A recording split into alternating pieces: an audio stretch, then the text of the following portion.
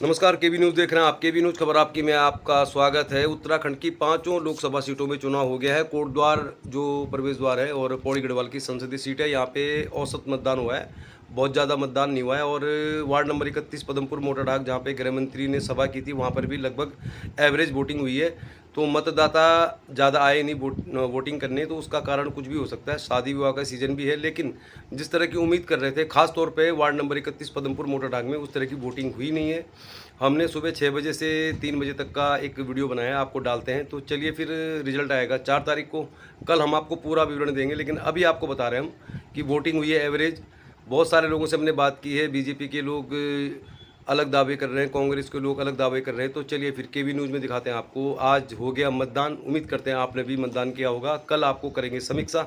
अभी आप देखिए कैसे वोटिंग हुई भाबर में, और क्या कहना है कांग्रेस के और बीजेपी के कार्यकर्ताओं का, समर्थकों का। आप देख रहे हैं केबी न्यूज़ खबर आपकी। नमस्कार, केबी न्यूज़ देख रहे हैं आप। केबी न्यूज़ खबर आपकी में आपका स्वागत है। उत्तराखंड की लोकसभा की पांचों सीटों पर आज वोटिंग हो रही है। सुबह के 6:30 बज रहे हैं और इस समय हम कोटद्वार विधानसभा, जो पौड़ी गढ़वाल संसदीय सीट का प्रवेश द्वार है, वार्ड नंबर 31 पदमपुर मोटाढाक में है। तो हम आपको कोटद्वार विधानसभा में वोटों का गणित भी बताएंगे। अभी मतदान का समय जो है सुबह 7 बजे, लेकिन 6 बजे से ही लोग मतदान स्थलों में हैं। हमारे पीछे आपको जो स्कूल दिखाई दे रहा है, यह इंटर कॉलेज मोटाढाक। तो वार्ड नंबर 31 में 4 बूथ हैं। 2 बूथ इंटर कॉलेज मोटाढाक में जो हमारे पीछे है, और 2 बूथ यहाँ पे प्राइमरी स्कूल में है। तो 4 बूथों में वोट डाले जाएंगे। और ये जगह बिल्कुल ख़ास है, पदमपुर मोटाढाक। इस समय हम जहाँ पर खड़े हैं, यहीं पर गृह मंत्री अमित शाह का जो हेलीकॉप्टर था, लैंड हुआ था।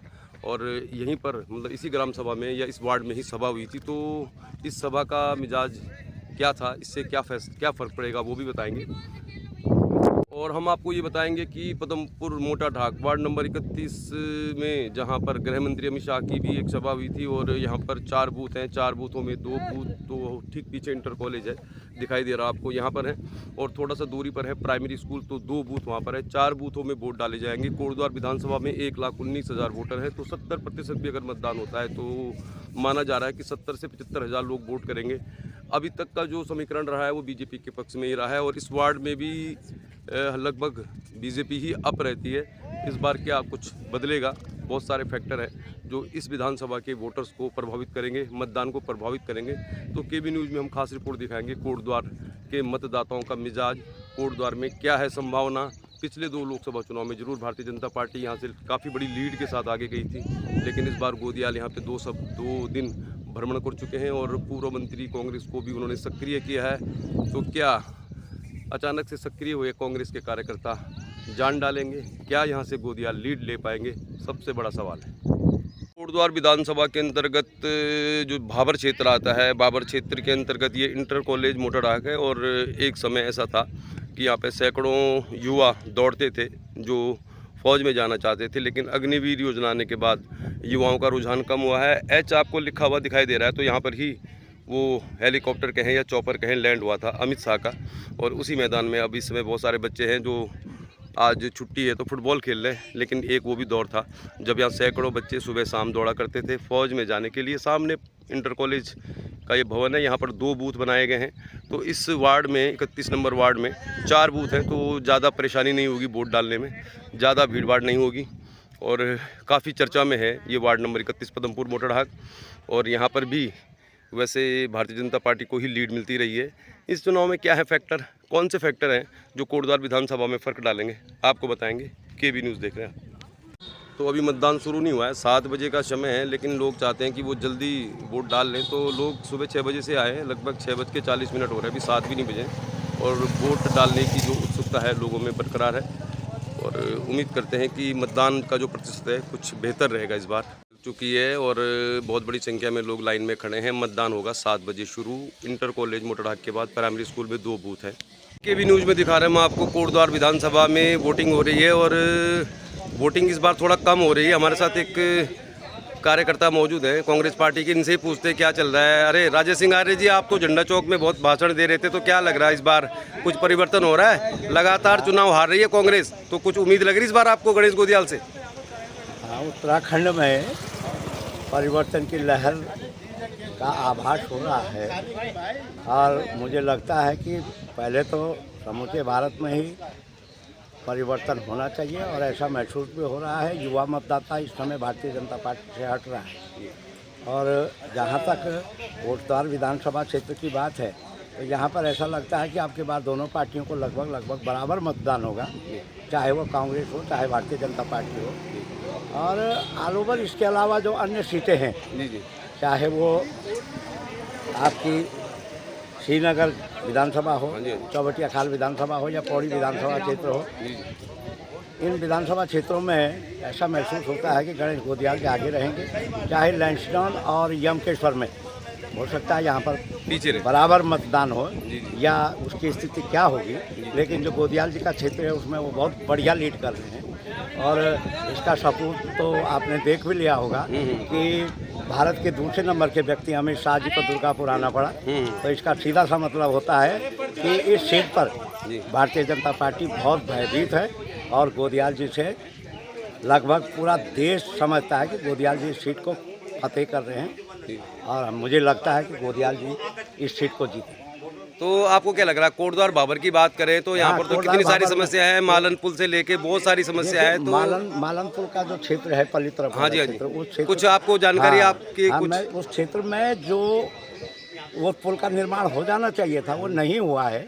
वो चाहे राजनीतिक कारण हो चाहे अन्य कारण हो, वो निश्चित है कि चुनाव को प्रभावित करे। क्योंकि जब किसी व्यक्ति को किसी चीज़ की दिक्कत होती है तो वो उसकी जो खरोंच होती है वो पूरे चुनाव के अंदर निकलती है। निश्चित है कि पल्ले जो क्षेत्र है हमारा मालनपुर पार्क क्षेत्र का, उसमें मतलब यह है कि रूलिंग पार्टी को कहीं ना कहीं नुकसान होगा। ये आप वोटिंग के नतीजे के बाद भी देख लीजिए।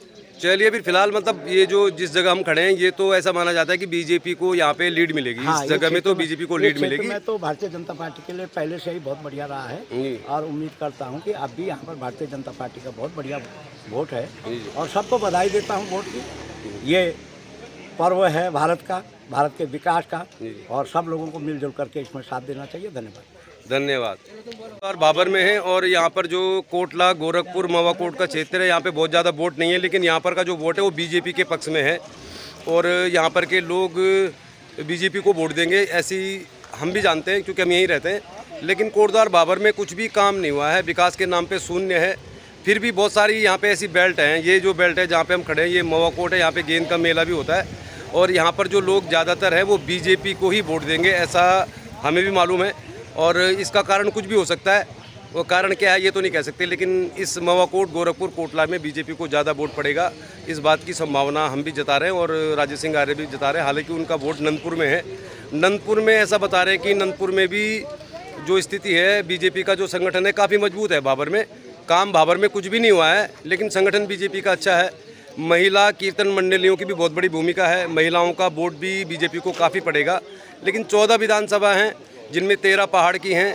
पहाड़ में गोदियाल का अच्छा है, कोटद्वार में ज़्यादा से ज़्यादा होगा तो 50-50 होगा ऐसा लोगों का मानना है। फिलहाल इस समय मवाकोट में हम, हमारे पीछे आपको पीपल का पेड़ दिखाई दे रहा होगा, यहाँ पे गेंद मेला होता है बहुत पुराना। तो कुल मिला के ये पारंपरिक तौर पे बीजेपी का ही वोटर यहाँ पे ज़्यादा है और बीजेपी को ही यहाँ पे लीड मिलेगी। हालांकि वोट ज़्यादा नहीं है, यहाँ पे बहुत छोटा मतलब क्षेत्र है ये मवाकोट गोरखपुर कोटला, मुश्किल से यहाँ 1000 वोट पड़ेगा। तो लोकसभा बहुत बड़ी है लेकिन कोटद्वार बाबर में अधिकतम जो होगा वो 50-50 ही होगा ऐसी संभावना लग रही है। ये फिर कोटद्वार बाबर में जो वोटिंग हो रही है उसकी जो स्पीड देखकर लग रहा है कि वोटिंग काफ़ी कम हो रही है। मतलब पदमपुर मोटा ढाक में भी वोट कम हो रहा है, मतलब भीड़ ज़्यादा नहीं है। इस समय हम घमंडपुर में हैं तो घमंडपुर की भी वोटिंग होगी और इसके अलावा नंदपुर का एक बूथ यहाँ पे है, मतलब यानी कि आधा नंदपुर और पूरा घमंडपुर यहाँ पे वोट करेगा।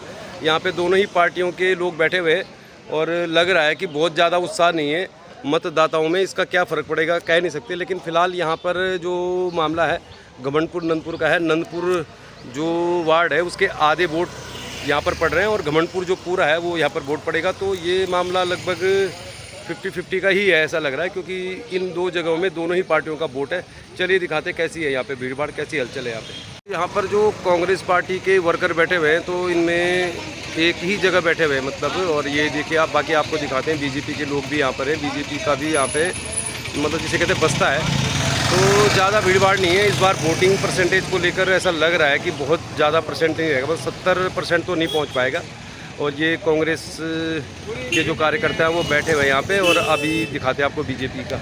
जनता पार्टी के लोग हैं जो यहाँ पे अनिल बलूनी का बैनर लगा हुआ है। तो कुल मिला के यहाँ पे नंदपुर का आधा हिस्सा है और घमंडपुर पूरा है, लेकिन यहाँ पर भी चुनाव को लेकर ज़्यादा उत्साह नहीं है। मतलब जो कार्यकर्ता हैं वो तो बैठे हुए हैं, लेकिन वोटर्स जो हैं काफ़ी कम हैं। तो कुल मिला के ऐसा लग रहा है भाबर में जो वोटिंग हो रही है उसका परसेंटेज इस बार कम रहने की संभावना है, क्योंकि जितनी भी जगह हम गए तो लगभग बूथ खाली हैं। यहाँ पर तो दोनों ही पार्टियों का वोट है। मतलब ये मान के चलिए आप कि घमंडपुर नंदपुर जो क्षेत्र है, इस क्षेत्र में दोनों ही पार्टियों के लिए वोट है। ये बीजेपी के लोग यहाँ पे बैठे हुए हैं, बीजेपी का यहाँ पे लगा हुआ है बैनर।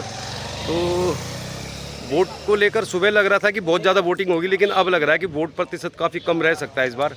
शादी विवाह का सीज़न भी हो सकता है, या फिर आप ये मान के चले कि कोटद्वार भाबर में उदासीनता है, बहुत ज़्यादा काम यहाँ हुआ नहीं है। तो यहाँ पर भी लगभग सन्नाटा ही है, खाली है। शाम को मालूम चलेगा कितना वोट पड़ता है। कोटद्वार भाबर में हम दिखा रहे हैं आपको वोटिंग। अभी तक हमने आपको दिखा दिया, बहुत जगह वोटिंग हो गई है। मोटा ढाक में भी होगी, घमंडपुर मवाकोट में भी। अब इस समय है वार्ड नंबर 27 दुर्गापुरी में। तो दुर्गापुरी वार्ड नंबर 27 के पार्षद भी यहाँ पर मौजूद हैं। और यहाँ पर जो शिवराजपुर का स्कूल है वहाँ पर वोटिंग हो रही है, और यहाँ पर शिवराजपुर की भी वोटिंग होगी। और दुर्गापुर जो है जिसमें जीवानंदपुर खोनीबाड़ आता है, इनकी भी वोटिंग हो रही है। देखते हैं यहाँ पे कैसा सीन है। यहाँ पे बीजेपी कांग्रेस दोनों ही टीमों के कार्यकर्ता बस्ते जिसे कहते हैं लेके बैठे हुए हैं। दिखाते हैं आपको, केबी न्यूज़ देख रहे हैं आप। वार्ड नंबर 27 में भारतीय जनता पार्टी के कार्यकर्ता यहाँ पे मौजूद हैं और अनिल बलूनी के लिए यहाँ पे काफ़ी समर्थन है। तो भाबर में वैसे वोटिंग पहले से ही बीजेपी के पक्ष में रही है। इस बार क्या कुछ होगा कह नहीं सकते, लेकिन वोट का जो परसेंटेज है उसको लेकर हम कह सकते हैं कि जो मोटा ढाक, घमंडपुर, मवाकोट आदि जगहों में वोट बहुत कम पड़ रहा है। वहाँ पे 30 से 35% ही वोट पड़ा है। ज़्यादातर बूथों में लोग नहीं है, लेकिन यहाँ पे कुछ लोग ज़्यादा दिखाई दे रहे हैं। तो चलिए फिर, कमल नेगी यहाँ के पार्षद हैं, जो बिल्कुल ऐसा माना जाता है जो यहाँ की विधायक है, विधानसभा अध्यक्ष हैं, उनके सबसे करीबी पार्षदों में से एक है। चलिए उनसे बातचीत करते हैं। कमल नेगी हमारे साथ मौजूद हैं, पार्षद हैं। अभी थोड़ी देर पहले मुझे लग रहा है विधायक जी वोट डाल के चली गई यहाँ से। जी बिल्कुल सही कहा, क्योंकि उनका 104 नंबर बूथ पे वोट था और वो अपना मत अधिकार का प्रयोग करके जा चुके हैं। अच्छा नेगी जी, मैं ये जानना चाह रहा हूँ कि अभी बहुत जगह हम घूम के आ गए, मतलब मोटा ढाक, घमंडपुर, मवाकोट 3 बूथों पे हम गए हैं। तो वहाँ पे वोटिंग परसेंटेज काफ़ी कम है, मतलब वहाँ पे वोट काफ़ी कम पड़ा है अभी। तो यहाँ पर क्या स्थिति है? यहाँ पे वोट मोटा मोटा कुछ आइडिया है? ये तो कह रहे 50% पड़ गया। 10:30 बजे तक कुछ बूथों में 50% वोट पड़ा है, कुछ में 26% पड़ा है और कुछ में 30% पड़ा हुआ है। और अधिक गर्मी होने के कारण, व्यस्तता होने के कारण अभी कुछ महिलाएं सुबह अपना कार्य करती हैं घरों का।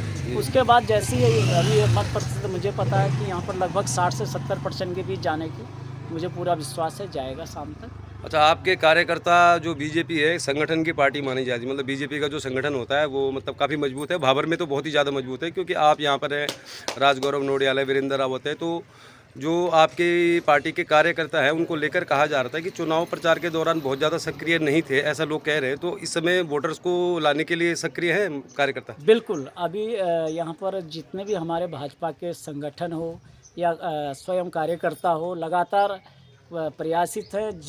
जो लोग वोट तक नहीं पहुँच पा रहे हैं उनको लाने की कोशिश की जा रही है और ला भी रहे हैं लगातार।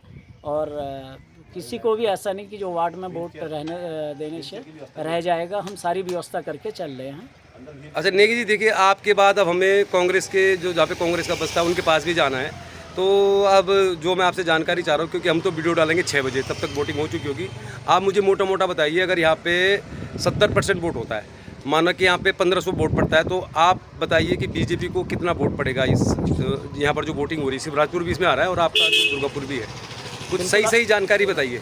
मेरा जो अपना मत है और जो मेरी अपनी जानकारी, सारे वोट में जो वोट पड़ेगा उसमें से 70 से 80% के बीच में भारतीय जनता पार्टी को वोट पड़ेगा और मोदी जी के लिए वोट पड़ेगा। माननीय अनिल बलूनी जी को हम भारी बहुमत से यहाँ से विजय करके भेजेंगे। अच्छा, तो आप तो ये कहना चाह रहे हैं कि अगर यहाँ पे 1000 वोट पड़ेगा तो 800 वोट बीजेपी का है, 200 वोट कांग्रेस का? जी बिल्कुल। चलिए नेगी जी, बहुत बहुत धन्यवाद, जैसे भी आपने जानकारी दी। चलिए कुछ और लोग यहाँ पर सबको दिखा देते। तो महिलाएं काफ़ी, मतलब ऐसा लग रहा है कि ये जो फ्लैग है उसको लेके दिखाने की कोशिश कर रही हैं कि यहाँ पे कमल नेगी जो कह रहे हैं, कमल नेगी जी कह रहे हैं जो कमल खिलने वाला है, यहाँ पे कमल खिलने वाला है कह रहा है। यहाँ के पार्षद भी कमल है, तो यहाँ पे कमल खिलना ही चाहिए मुझे लग रहा है। तो चलिए फिर, ये तो 4 जून को मालूम चलेगा कितने लोग किसको वोट देते हैं। और ये रामलीला के जो कलाकार हैं, हनुमान का रोल करते हैं, जिनको आपने हमारे चैनल में देखा होगा, बहुत सारे कलाकार हैं, वैसे कलाकारों की भूमि है। और यहाँ के तानसेन जो है दयाशंकर फुलारा जी भी अगर मिल जाएंगे तो ठीक है, वैसे उनकी संभावना कम नज़र आ रही है। चलिए फिर केबी न्यूज़ में दिखा रहे हैं हम आपको वार्ड नंबर 27 दुर्गापुरी में बीजेपी के लोग कह रहे हैं कि 80% वोट बीजेपी को पड़ेगा।